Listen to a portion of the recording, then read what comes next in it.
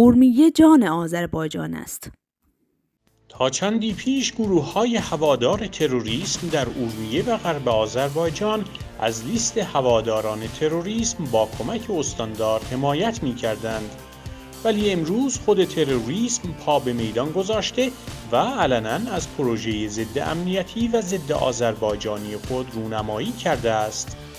گروهک تروریستی پژاک با همکاری استاندار آذربایجان غربی در تلاش است تا در انتخابات پیش رو با جنگ روانی و تبلیغات ملت ترک آذربایجان را از رسیدن به آرمانهای خود باز دارد و مرز ترکیه با دنیای ترک را از بین ببرد.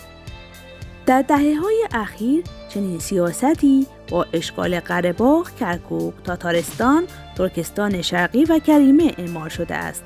با بیداری و قدرتگیری ملت ترک و ترسیم شفافتر آرمانهای آن، خصوصاً با شکلگیری رهبری جدید در جمهوری ترکیه و موفقیت‌های اقتصادی، سیاسی، اجتماعی و امنیتی این کشور، عوامل قدرت‌های بزرگ با تمام توان برای رویارویی با ملت بزرگ ترک بسیج شدند.